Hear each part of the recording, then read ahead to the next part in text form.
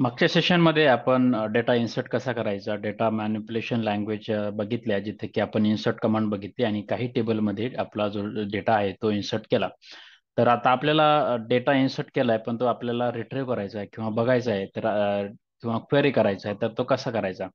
तर data query language म्हणतात याला, किंवा डेटा मॅनिप्युलेशन मध्ये पण इन्क्लूड करतात हे सिलेक्ट स्टेटमेंट.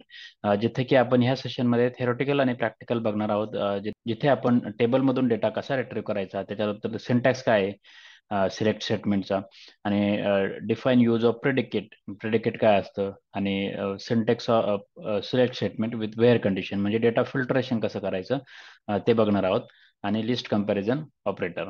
तर सर्वात प्रथम रिट्रीव्ह करायचा आहे, म्हणजे जो काय डेटा आहे आपला तो रिट्रीव्ह करायचा आहे किंवा आपल्याला डिस्प्ले करायचा आहे की टेबलमध्ये, तर तो कसं करायचं, तर त्यासाठी सिलेक्ट स्टेटमेंट यूज केलं जातं. DML statement use to read and modify the data. तर इथे कसं असतं ना, की सिलेक्ट स्टेटमेंटमध्ये सिलेक्ट, त्याच्यानंतर स्टार असतो आणि फ्रॉम टेबल नेम. आता हे स्टार का द्यायचं, की स्टार म्हणजे आपल्याला सर्वच्या सर्व कॉलम डिस्प्ले करायचे असतील तर ते आता आपण बघूया प्रॅक्टिकली कसं करतात. त्यासाठी हा एक सबसेट ऑफ कॉलम्स, म्हणजे स्टार जर दिला तर सर्वचे सर्व कॉलम डिस्प्ले होतात, आणि जर आपल्याला पर्टिक्युलर 10 कॉलम पैकी फक्त दोनच कॉलमचा डेटा डिस्प्ले करायचा आहे, तर आपण असे कॉमा सेपरेटेड ते कॉलम्स देऊ शकतो, column 1 comma column 2 comma column 3 like दिस.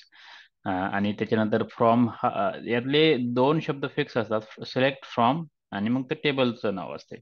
आता जेव्हा आपल्याला कधी वाटतं की आपल्याकडे भरपूर रेकॉर्ड आहे, म्हणजे टेबल खूप मोठा आहे आणि त्यातले फक्त आपल्याला काही स्पेसिफिक रेकॉर्ड डिस्प्ले करायचे, म्हणजे डेटा रिस्ट्रिक्ट करायचा आहे, तर तो कसा करणार आपण. त्यासाठी आपल्याला हे सिलेक्ट बुक आय डी आणि बुक टायटल आणि फ्रॉम बुक वेअर, आता हा प्रेडिकेट द्यावा लागतो. प्रेडिकेट म्हणजे काय, कंडिशन असते. आता इथं मी काय दिलं की बुक आय डी आणि बुक टायटल आम्हाला हे दोन कॉलम डिस्प्ले करायचे, परंतु काय वेअर कंडिशन येते, where book I D is equal to K1, म्हणजे K1 नावाचे जे बुक आहे ते मला डिस्प्ले करायचे.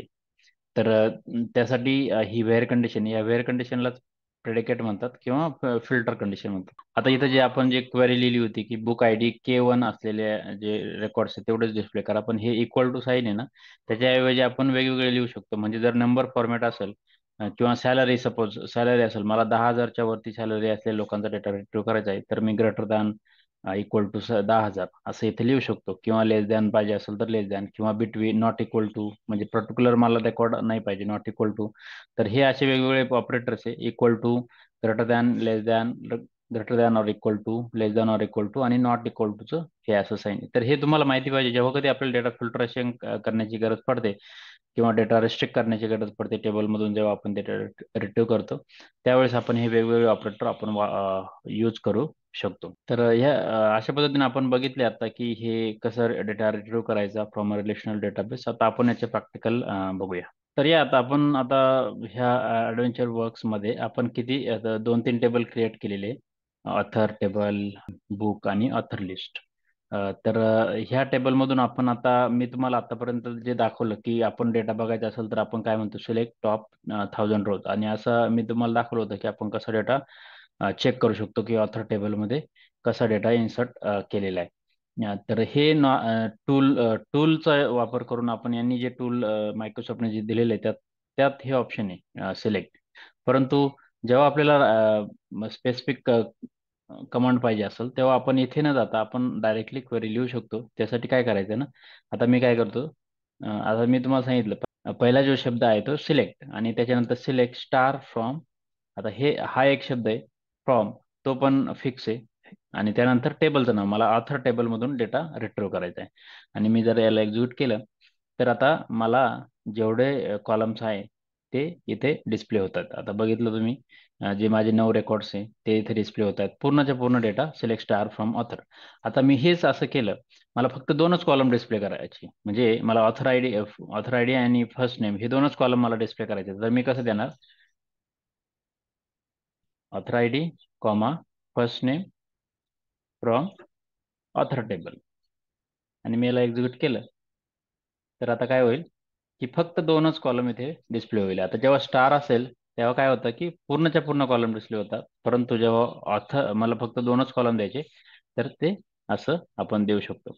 आता मी आता अजून एक कमांड, प्रेडिकेट म्हणून फिल्टर कंडिशन आपण यूज करू शकतो, सिलेक्ट स्टार फ्रॉम ऑथर. आता हे इथपर्यंत काय करेल की जसं तसा डेटा रिट्रीव्ह करेल. परंतु आता मला याच्यात फिल्टर आउट करायचं किंवा रिस्ट्रिक्ट करायचं डेटा आहे. मला ऑथर आय डी फक्त लेट से A5 असलेले रेकॉर्ड रिट्रीव्ह करायचे. तर मग मी काय करणार, व्हेअर ही कंडिशन आहे आणि author I D is equal to, आता हे स्ट्रिंग असल्यामुळं आपण कोटेशन मध्ये देतो. नंबरचा फॉर्मॅट असेल तर कोटेशन द्यायची गरज नाही. तर A5, आता मी याला एक्झिक्यूट केलं तर फक्त A5चा जो रेकॉर्ड आहे तोच डिस्प्ले होईल.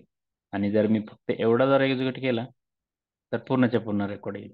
आता काय होईल ना की याच्यात पण वेगवेगळे ऑपरेटर्स आहे जे आपण पुढे बघूया की नंबर फॉर्मॅटमध्ये डेटा असेल तर कसं यूज करू शकतो. तर अशा पद्धतीने आपण हे करू शकतो. आता याच्यात ऑपरेटर वेगळे पण आहे. अजून मी तुम्हाला याच्यात दाखवू शकतो की मला दोन दोन रेकॉर्ड याच्यातले डिस्प्ले करायचे. तर मी काय करणार, इथे इन ऑपरेटर वापरणार आणि मला A5 पण पाहिजे आणि A7 पण पाहिजे.